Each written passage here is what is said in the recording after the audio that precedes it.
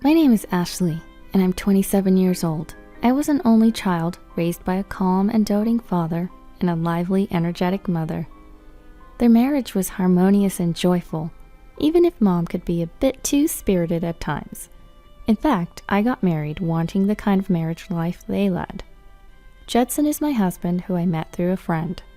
Both my family and Judson's are in the food industry, but his family owns a popular French restaurant. They've achieved great success, operating several outlets in and around New York City. As the heir to the family business, Judson was involved in its operations. While we were dating, his anecdotes about the restaurant and his ambitions were entertaining. However, after marriage, I started to feel a twinge of annoyance whenever my family's business was compared to his. Running a famous restaurant is tough, unlike your family's business, which seems like it's about to go under. Arguing back was exhausting. My family's restaurant was not on the brink of closure, and if I may say so, it was not Judson who was sustaining his family's business. It was Todd. Todd was Judson's cousin from his mother's side. Orphaned as a child, he was taken in by Judson's family.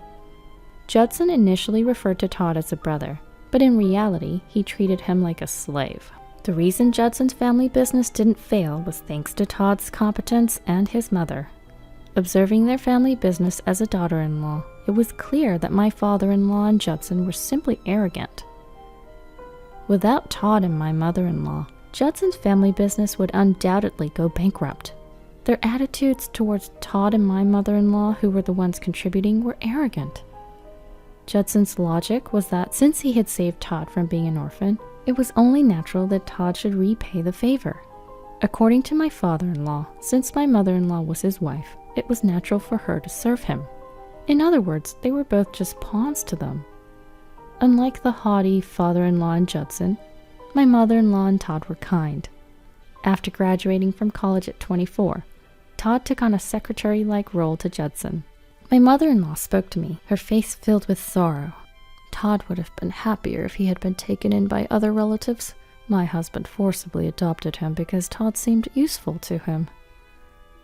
The kind-hearted mother-in-law was worried about Todd. However, she was frustrated that she couldn't openly defend him in front of her husband and Judson.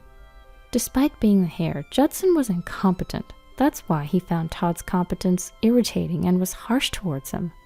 He often complained about the employees and Todd to me. The employees only follow Todd's instructions. Well, if things go well when Todd gets involved, I think that's fine. The employees know what they need for themselves too. They show reluctance to follow Judson's orders because they have complaints against him. Todd was struggling to make the employees accept Judson's unreasonable instructions. In fact, Todd and my mother-in-law rarely voiced their opinions. They obediently followed the orders of my father-in-law and Judson. But behind the scenes, they were reworking the foolish strategies of my father-in-law and Judson into appropriate instructions. They were desperately making sure the business didn't fail while saving face for my father-in-law and Judson. That's why the employees respected Todd and my mother-in-law. Since getting married, I've observed Judson, my in-laws, and Todd and came to a realization. My mother-in-law and Todd were wise and competent. They knew that insisting on their way would cause chaos around them. They were gaining the trust of the employees while preserving the dignity of my father-in-law and Judson. On the contrary, my father-in-law and Judson were ignorant and incompetent. They didn't realize that their positions were secured only thanks to the competent people around them. If they were a little smarter, they would cherish my mother-in-law and Todd. They believed they were more competent than anyone else because they were at the top. They looked down on those around them because they overestimated their own abilities. I once told my parents about this when I visited my hometown. My mother sat drinking her loaded potato soup. "Ashley, just get a divorce and come home."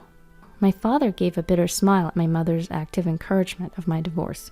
It was too soon to talk about divorce as we hadn't even been married for half a year. I was disappointed in Judson and my father-in-law, but my mother-in-law and Todd were good people. I can't just easily get a divorce, I thought, giving a bitter smile. My dad gave a gentle nod, but my mom, sipping her second bowl of pizza soup, suggested, Well, why don't you get a divorce, marry Todd, and come help us out at our pizza shop? Mom, don't say such weird things, I protested heatedly, to which my dad kindly asked, Ashley, are you troubled about something? I sighed at my dad's question. He's gentle but sharp. I gave up and began talking about my issues with Judson. Judson is really a handful. Judson looks down on me, seeing me as just a daughter of a shabby pizza shop owner. That alone is irritating, but there were more problems. Just because I talk with Todd, he suspects me of cheating. Neither Todd nor I have such feelings. Todd is basically a brother-in-law to me. When I discussed it with my mother-in-law, she gave a deep sigh. According to my mother-in-law, there's a female employee Judson was interested in the past. However, that woman admired and liked Todd. Judson, angered, came up with a random excuse and fired her. It may sound rude to you, Ashley, but Judson hates losing to Todd. It was not jealousy, but a distorted sense of competition. Therefore, Todd knows to keep his conversations with me to a minimum. I'm fed up with Judson's selfishness, but Todd, who works closely with me, must be even more exhausted. When I talked about Judson's troublesome personality, my mother made a dumbfounded face. What a petty man. He's too insecure. Don't you think so, honey? Yes, indeed. Talking with my mom and dad like this seemed to dissipate my gloomy mood. My mom has been spirited since she was a child, and my late grandfather had difficulty finding a suitable match for her. She was beautiful and a popular girl in town, but she was too energetic. Since she was the eldest daughter, her family needed a son-in-law to succeed her family business.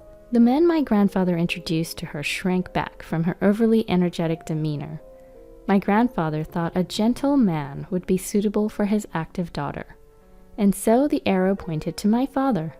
He was the son of my grandfather's close friend, well known for his gentleness and intelligence. When they had their first meeting, it was my mom who fell for my dad. According to my mom, my dad looked like a handsome actor when he was young. Even now, he's known as a refined man by the customers of our pizza shop. My dad, attracted to my mom's lively personality, decided to marry her. As my parents chatted amiably, I remembered an important matter. Can I bring Judson, my father-in-law, my mother-in-law, and Todd here next time? It was the first time for my in-laws and Todd to visit my parents' home. My mother-in-law wanted to greet my parents again, which is why she asked. My father-in-law and Judson reluctantly agreed. Surprisingly, Todd, interested in making pizza, volunteered to come. My guess is that Todd was concerned that my father-in-law and Judson might behave rudely. My parents were pleased to grant my request. Of course, we'll make them realize how delicious our pizza is. Mom, you're getting too excited. That's how I ended up bringing my in-laws to my parents' pizza shop. I hadn't expected a battleground to lie ahead.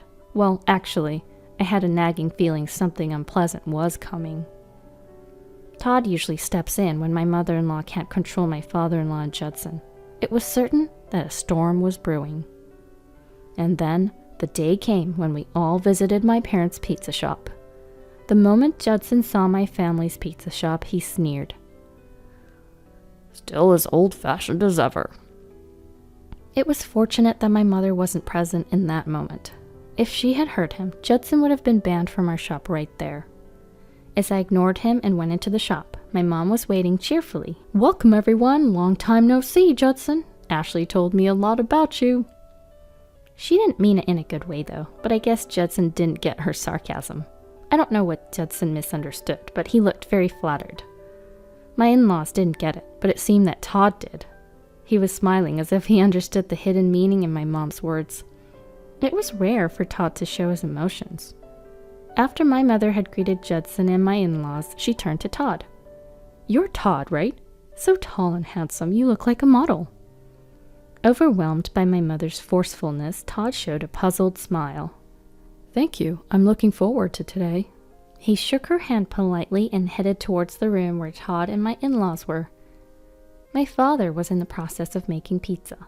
When my mother tried to bring out some drinks and our popular side dishes, my father-in-law scoffed. Both the store and your mother are old and dirty. I was both angry and chilled. As I looked, my mom was preparing drinks right in front of me. To be honest, I was too terrified to look directly at my mother's face. As I swallowed my fear, I heard a menacing voice. "Say that again?" My normally cheerful mother's voice, laden with quiet anger, was terrifying. Even though my mother-in-law and Todd tried to stop him, my father-in-law spoke again. "Both the store and the old woman running this place are filthy. I think I'm gonna get food poisoning." My father-in-law's outrageous words were met with Judson's smirking agreement. My furious mother quietly put away the prepared drinks and brought out a 1-liter bottle of wine. She then sharply said to my father-in-law, "Hey, if you don't want your head split open like a watermelon, get out." My father-in-law was taken aback by her forcefulness, but managed to get out a parting shot. Just like the daughter, the mother is also ugly." As my mother started to swing the 1-liter bottle, my father rushed to stop her. My father tried to defuse the situation with a smile, but it was too late. My father-in-law and Judson spat at the entrance of the shop and left. My mom tried to chase after them, but my father and I desperately held her back. "How dare you call me an old woman? Call me miss!" "Mom, that's not what you're supposed to be angry about." Well, everything he said did piss me off, too.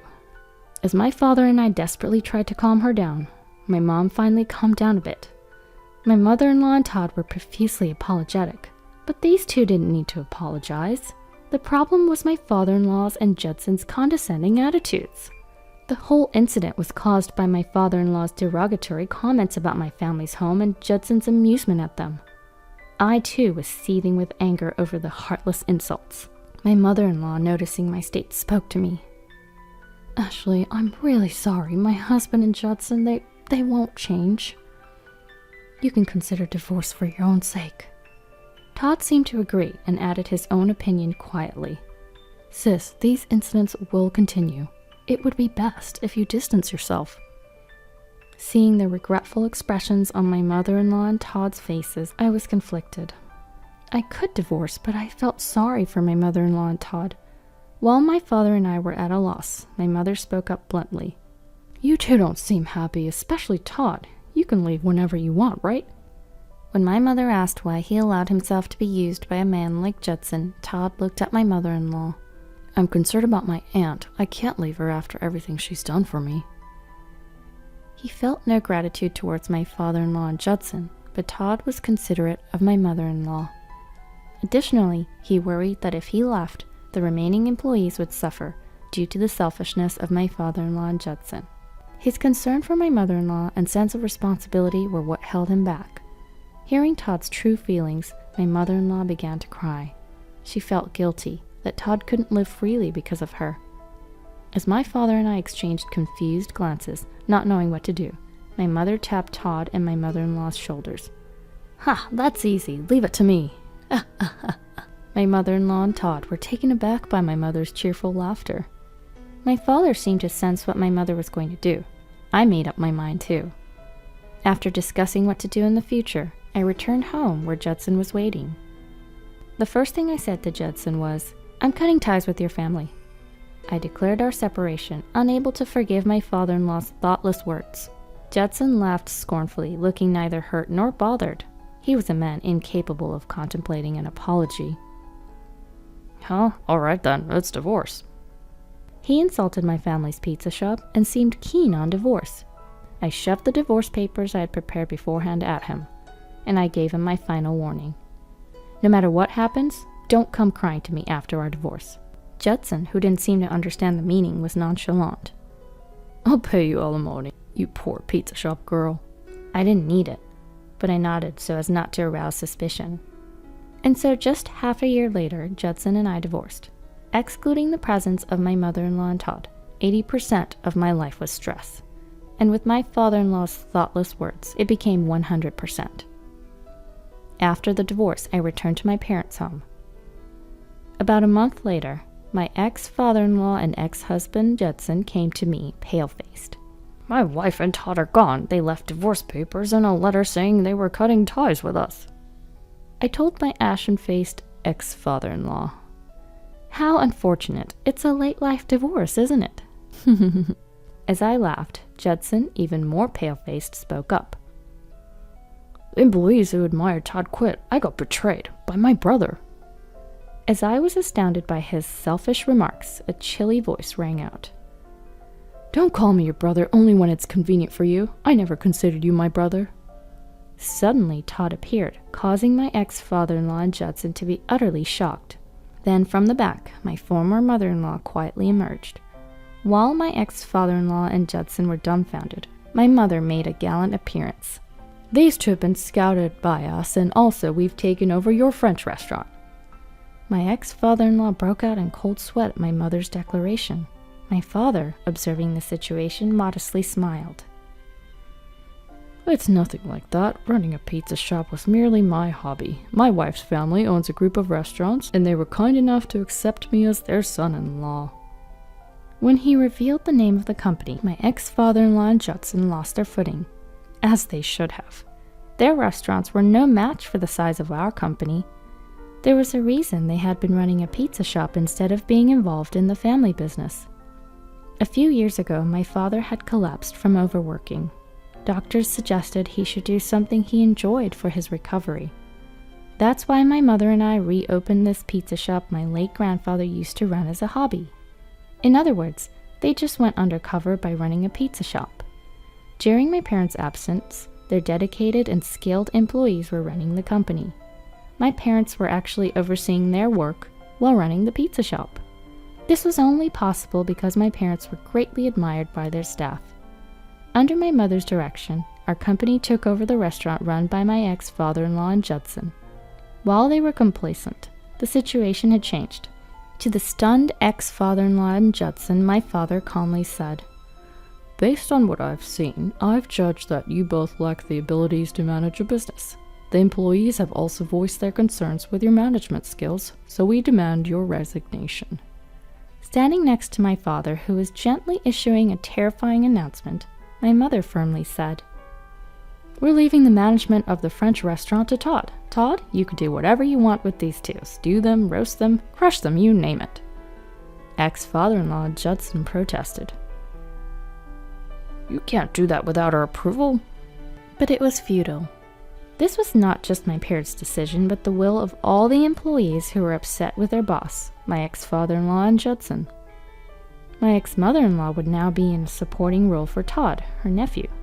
In other words, Todd and my ex-mother-in-law now had the right to fire my ex-father-in-law and Judson. Todd exchanged glances with ex-mother-in-law and calmly said, "I owe you for taking me in when I was a child." My ex-father-in-law Judson had a moment of hope at Todd's kind smile, but it was fleeting.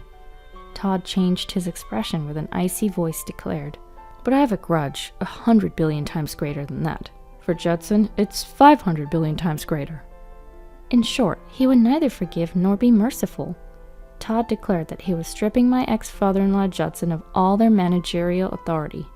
Then, my ex-mother-in-law said something even more horrifying. "I'd rather you vanish from my sight, but I'll keep you on as low-level workers." Watching this spectacle, I felt a deep realization. People like my mother, who readily express their emotions, are actually much more predictable. Of course, my mother has her limits, but knowing when she'll act on her anger helps me stay mentally prepared. The most frightening are people like my ex-mother-in-law and Todd, who take on a lot of crap until it reaches their limit and goes off. The fact that they can bear insensitive words and deeds is proof of their strong core and kindness. My short-sighted ex-father-in-law and Judson had underestimated these two, and the situation had turned for the worst. It wasn't just the divorce with me, they had lost valuable human resources. Foolish people take for granted that kind people will forgive whatever they do. As a result, those who've reached their limit of patience have revolted, deemed unfit as managers, being turned away even by their close relatives. My ex-father-in-law and Judson were ousted. Working under Todd was humiliating for Judson, and he started crying. My ex-father-in-law yelled at Todd, calling him ungrateful, but it was too late. Although Todd holds a debt to gratitude, he harbors a grudge 100 billion times greater. Watching my ex-father-in-law Judson slink away in retreat, I said, "The mouth is indeed the gate of the evil." At my words, my father smiled. "Angering your mother was the end of their luck." As I observed my softly smiling father, I thought, it was him who went off, though. My father is a devoted husband to my mother, a man who would not hesitate to bring ruin upon those who dared to insult his beloved wife, all with a smile on his face. Afterward, my ex-father-in-law Judson disappeared, having received some severance pay. It must have been humiliating for them to work under my ex-mother-in-law and Todd's surveillance. Although they should have quit, they used their severance pay to start a new business, which ultimately failed. The French restaurant was actually expanded by my ex-father-in-law's parents. My ex-father-in-law never had the skills to expand his business. Now, my ex-mother-in-law and Todd are managing the French restaurant entrusted to them. They were excellent managers who gained the trust of their employees. Todd, always quiet, had gradually become more comfortable with expressing his emotions. After telling my parents that I wanted to enjoy working in the pizza restaurant for a bit longer, I continued to work in the food service industry, something I've done since before I was married. I worked together with my colleagues who I had known for some time. One day, on my day off, I went to my parents' pizza restaurant and saw my ex-mother-in-law there. She seemed to be consulting with my mother about something. I asked if anything had happened to my father, to which they informed me, Todd is about to turn 25. He's upset about being so focused on work and not having a girlfriend. You shouldn't have to worry about that. I sighed, but then heard my mother's lively voice. There are countless girls who would want to marry a handsome and good man like Todd. I realized, then, that my mother was enthusiastic about introducing him to potential marriage prospects. But Todd might already have someone in mind. I was worried that they were being too forceful by arranging a meeting without asking him first. When I appealed to my father about it, he just smiled. Then I heard my mother calling me. Looking at my face, she smirked.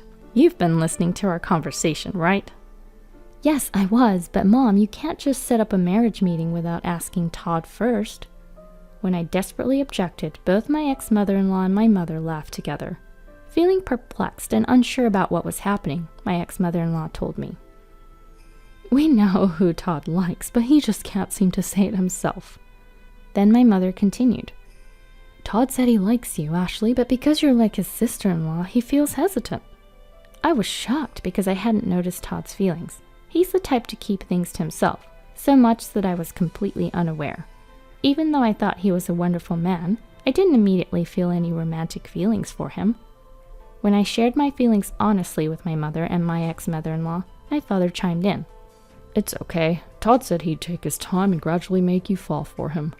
Dad, I wish you kept that to yourself. At my outburst, both my mother and my ex-mother-in-law burst into laughter.